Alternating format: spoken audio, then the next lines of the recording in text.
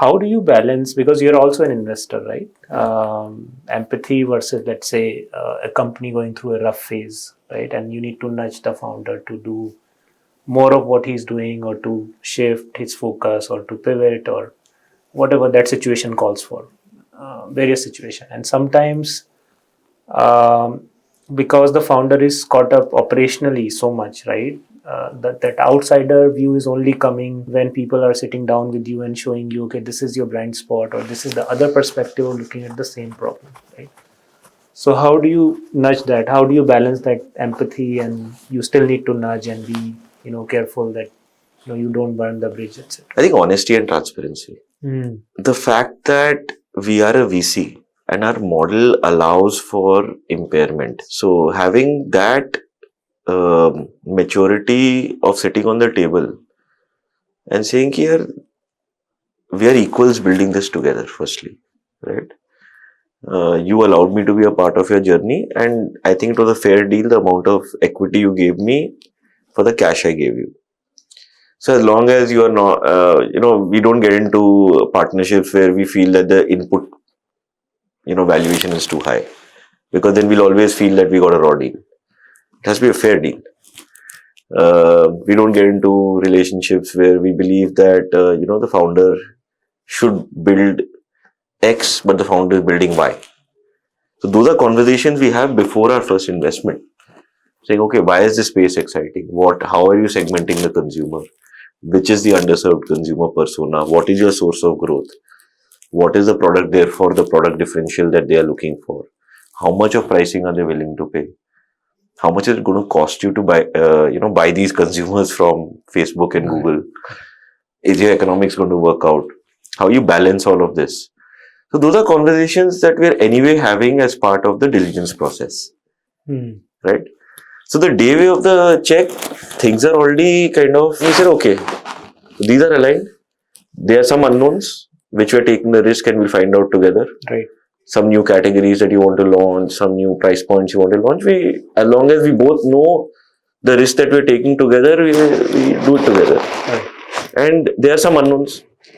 Saying, अच्छा ये क्या Q-commerce पे चलेगा? Will this work on when you go offline as well? Those we don't know. And each step of the way, I think just be honest and transparent, saying कि यार, we think this is working. We think this is not working. Why do we think so? What is the external benchmark? That's the breadth of value that we can add to the portfolio, to the founder. Saying, यार अगर आप food में कुछ बना रहे हो, यार 10 other food brands you have worked with at your scale, these were the things that we were seeing. This is how you are. So how do we kind of evaluate ourselves? Use the bandwidth of our team, because the founder doesn't have bandwidth. In the early days, they're very lonely. They don't have an organization around them. That's when the funds can play a big role of expanding their bandwidth. कुछ competitive analysis करनी है, कुछ for example channel analysis करनी है, market research करना है. All that our team can help them out with. Right. And come back with facts on the table. Saying, here is our last 10 portfolio companies. They might not be equivalent to you because they don't do competing investments, but in the same food and beverage space. But in your space, here is what we know about the competition. Here's what the channels are telling us. Here's what the consumers are telling us. What do you think? How can we do things differently if things are going, and every company will go through its ups and downs, right? Idea is always to find a solution to the problem. I mean, founder will not and operate from a very, high degree of trust framework here. We spend a lot of time before investing with our founders because we know that it's a 10-year journey with them. So we have to have a high degree of trust relationship with them. So why will a founder knowingly, with the best of her or his knowledge, not do a great job? The fact is that the founder is also frustrated that numbers are not coming through, either growth is not happening, or burn is very high. Some issue is there. Founder is aware of the issue. Founder doesn't have a pulse on what is the root cause of the issue, or what is the solution to the root cause. Maybe one of those is an issue. So that's what we work with them on, to try and get to that. And sometimes, yeah, there are cases in the past when founders have run out of runway in the pursuit of finding these. We try and be as supportive as possible with capital. We have done bridges in the past. We've used our network to get them additional capital if required, if there's a bridge to something. Right. But there have been impairments in the past. I think as long as you have very honest conversation saying, listen, this is the last check that I can write from this fund into your company. Let's use this to find the answers. After this, I cannot write anymore. As long as you are very honest and transparent about saying, hey, we only have enough capital to do 3 more experiments out of 5 that we want to do. Let's see what we want to prioritize. I think founders also matured about it. I think ultimately, if things don't work out, it's okay. I mean, a lot of it is market timing, right? Like, you might have a view on where the consumer is going, but India Mart didn't work out, but Flipkart worked out, right? Market timing is a huge. Meru didn't work, Ola worked. So that has such a huge role to play in the success. So how can market forces also? It is a moving consumer. Founder, yes, is responsible for the success of the company. Whereas, I think there's this saying, right? Success has many fathers. I think failure should have many mothers as well. And unfortunately, when it comes to failure, everybody they tear the chit on the founder. And fair enough. I mean, he took it up or she took it upon herself to build a company, and they're responsible to see the company through. But there are externalities that sometimes are not in their hands. Yeah, timing, also known as luck. Yeah, and if it's execution issues, also be transparent and honest, right? Saying, listen, don't think you're executing well. It's not a market timing issue. It's just that you're not discoverable on marketplaces. Here is your search rank versus the others. Or the problem might be that you're not available. Or your supply chain efficiency is not great, therefore your, OTIF isn't great. And call that out and say, listen, as compared to other people in your domain or in other similar companies, this is what we've seen and it's not working. And how do we fix it? Maybe there's a team member that needs to be added. Maybe there's an advisor that you need to get on board to set up a framework. Maybe there's a new system you need to adopt. The solutions could be many, and we are happy to work through the solutions, but see, it is harmful even to the founder if you just have a happy relationship. You need to be absolutely brutally honest, but you don't need to be nasty about it. I'm saying, ऐसा नहीं है कि मतलब if one company doesn't work, मतलब the world will explode, right? Neither for the founder nor for you. Founder go and do another business, right? And you can move on to other portfolio companies also. But as long as you're working together, at least have fun while doing it.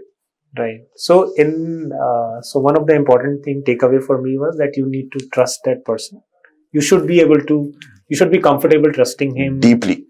So now in these conversations, when you're screening, doing the diligence, how do you identify that? Like, can I trust this person? And what are the other traits in addition to the trust? Because trust is one of the things, but you may be looking at other, let's say, execution capability.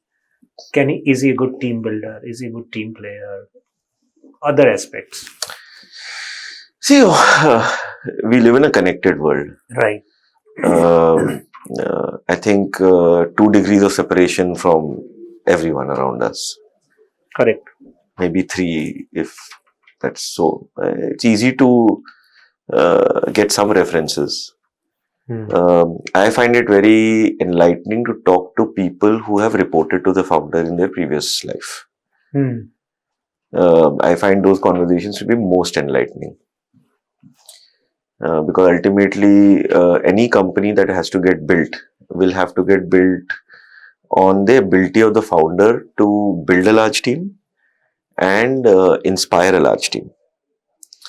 And if they've not been be able to inspire people that have reported to them in their past, then why will it happen now? The question, right? So that helps. Have you ever been proven wrong with this framework? Like you've had a negative feedback and the founder turned out to be successful later?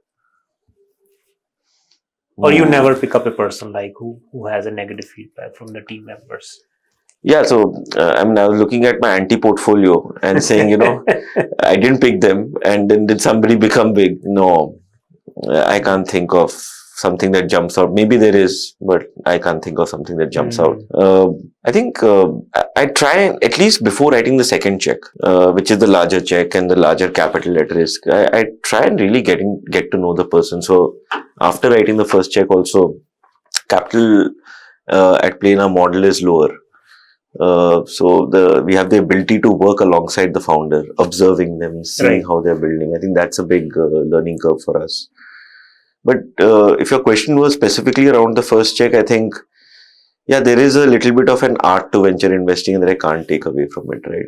You can put as much science as you want. But एक ना founder की फितरत होती है जो आप, by the way, Zoom पे मैं invest नहीं करता. All of 2020 I made 0 investments. Really? 0. Right? मैं नहीं कर सकता Zoom में invest. मेरे से तो नहीं होता. I will have to fly down. I don't mind flying down, but I have to spend half a day and meet a person in person.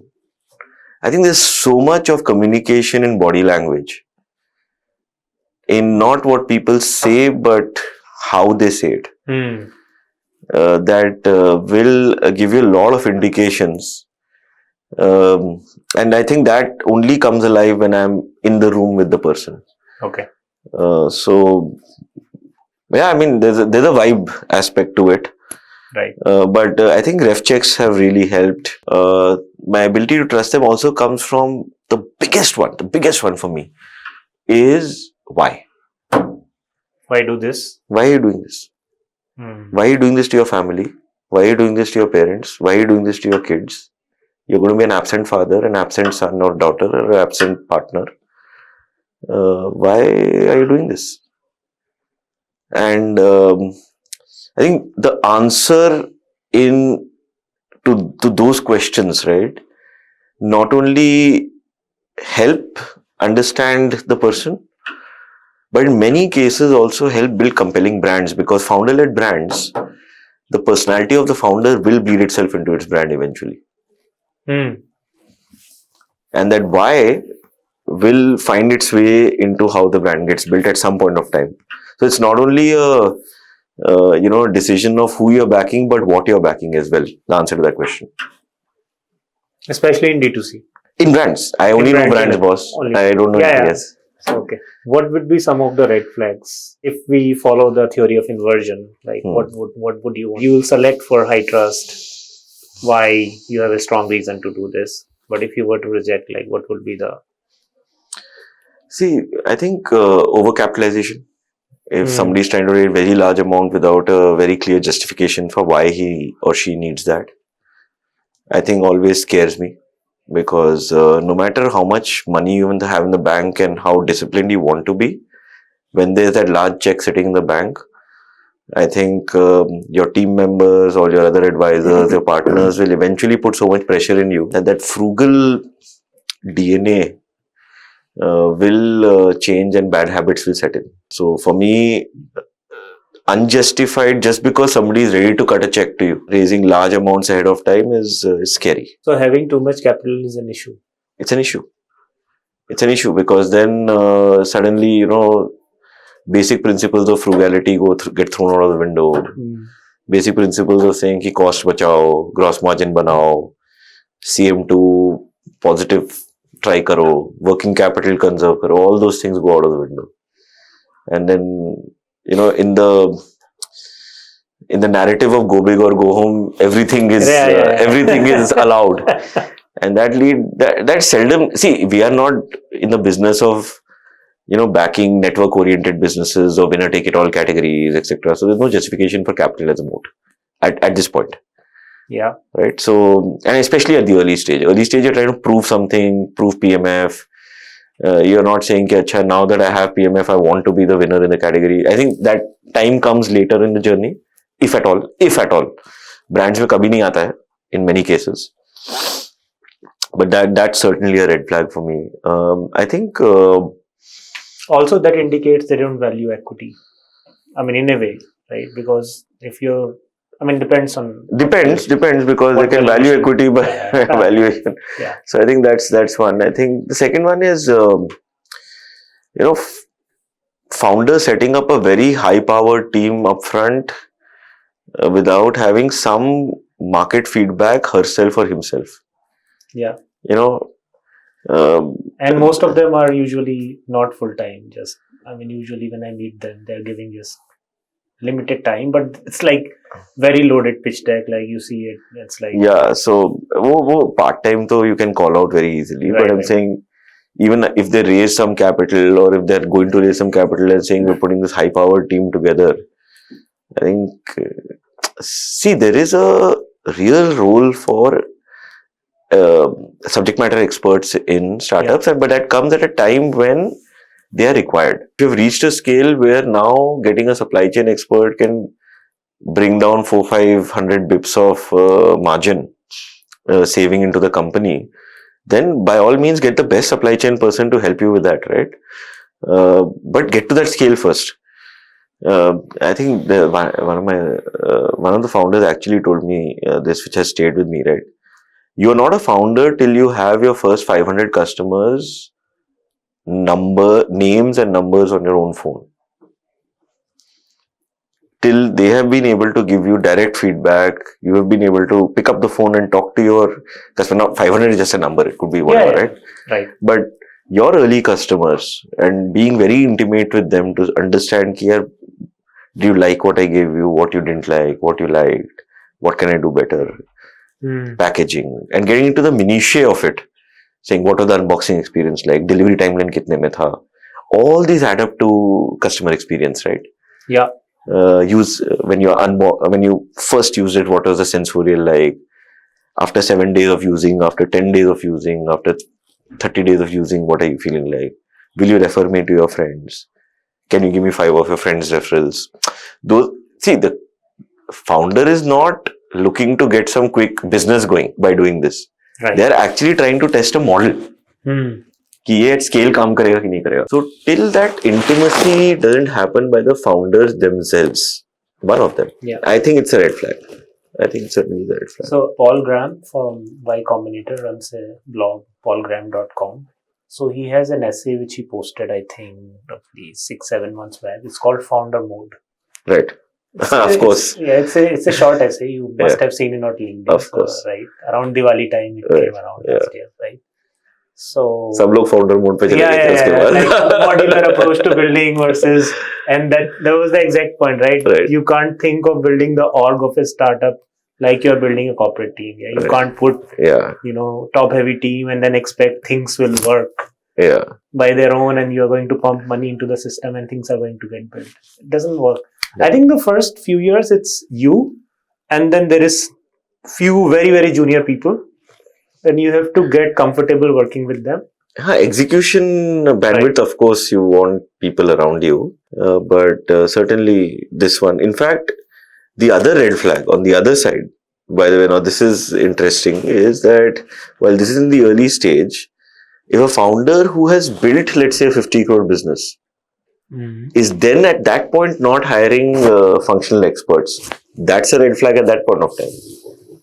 Because now the question is, are you able to let go? Are you able to empower people? Are you able to delegate? So at various stages of evolution, I think the assessment, it's hard being a founder, right? Because now you're asking the founder to say, "Acha, tera individual contribution ka time ho gaya. Now can you become a CEO?" That question comes then. Right. So I think it's at what stage of the startup you are coming in as an investor, but I was answering it more from the early perspective, 0 to 1 perspective. Right. And one of the founders who has, his business is bootstrapped. We happen to be friends. They're probably doing $20 million in revenue. They do they're in the information business. So I was just discussing with him, like, how did you manage to build it bootstrapped as a solo founder? And he said, I look at it like a video game. So every stage it's like, what next? And how can I switch gears? Because in the beginning it was like 5 of us, and then I had to bring in like chief of product, head of product, and head of this and this. And now I'm like to the next stage. How can I be hands off, and how can I let the culture grow bottom up? Right. These people, my involvement in culture goes down as the team gets top heavy. So there was also an interesting analogy, like people who play video games, it's like different stages. It's like an infinite game. It's just the next stage, getting ready. Absolutely. Right? Absolutely. What are some of the most important questions you ask founders when you meet them? Let's say when you are screening, like why is obviously one of the questions which you ask. Why do this to yourself? Then what else would you ask them? I don't know if they're important or not here. I think you should call some founders and ask them that question. We, as investors, sometimes try to justify our importance in the whole system. So that's a henny. But what I'm curious about is key. Some founders, again, this is very specific to brands. They come in with a lot of gusto about why their brand and their positioning and everything is the next best thing since sliced bread. And all you need to do is put some money into Meta and say it's going to go crazy. And they have obviously some initial customers, and obviously there's some excitement, etc. The question I'm curious about is saying, great, you got some early adopters, that's fine. And there's a chasm between, early adopters and early majority. We all know about that. Now, in the early majority, the consumers who are sitting in that cohort, they are not as excited about your category as the early adopters were. For example, let's take something like cat food. Right? Now, there are consumers who are in love with their cats. They are cat parents. Right. And then they will go very deep into understanding ki acha cat food mein kya nutrition ja raha hai. My cat will get what kind of product. Is this human grade food, or is it some very bad animal parts? And so therefore there is early adopter cat parent who's very excited about the category. And therefore she'll try you, she'll buy you, Then there's cat owner. Cat parent, cat owner. Cat owner is majority.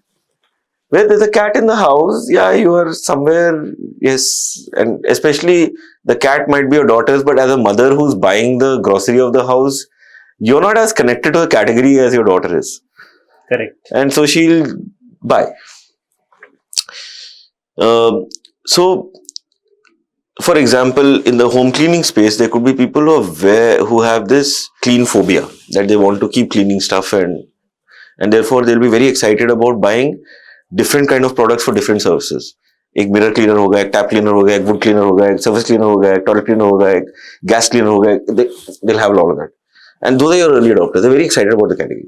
And then you have your early majority who they just want a cleaner. They give it to their maid, or they they don't want to run out of it. That is their involvement with the category. Now imagine when you have to go from that early adopters to early majority, and that chasm comes in front of you. What I'm curious about at that point of time is saying that chalo, somebody buys your brand. Now they have made an unsafe choice. The safe choice was to go and buy a Wishka's cat food. Nobody complains. It's a good cat food, or Royal Canin. Established brand. Or if you're in the cleaning space, so let's say your surface cleaners, you can buy, let's say, a Lysol. And if you're in the toilet cleaner space, a Harpic, it's a safe choice. Nobody's losing their job, or nobody's going to get questioned for that. Correct. But that consumer made an unsafe choice. Like, she went out of the Bhedchal and bought your brand. Now she brought your brand home. And now she has 5 skeptics around her. One will be a skeptic neighborhood auntie. One will be maybe her mother or mother-in-law. One will be maybe some chachi who's doesn't like her life choices. One will be maybe her brother who generally wants to irritate her. And all of them will ask that question. कि ये क्या खरीद के ले आए? इतने पैसे क्यों दे इसके? India is a country not only price sensitive यार, मतलब they are a country which is very open to giving opinions. Everybody has an opinion about everything in everybody's life. Unsolicited opinions. So how does your brand and your positioning and your functional benefits help that girl, that poor girl or that poor guy who went out of the way to buy your brand, justify his or her purchase to a skeptic social jury? I'm always curious about that because, and if founders can answer that, then the excitement to build that with them is very high. It's very, very high. Because then you are building something which can be either a category creator or you're building something which can be a category disruptor, or you're building something that is a genuine white space that incumbents have left out. There is an underserved consumer who is making suboptimal choices. So founder in that case has a inflection about future, that this is how this will work out, or this is how a consumer will explain it to other people, or this is how my current early adopters are also justifying their purchase. Just an observation. Early adopters, okay. It could be either of the above.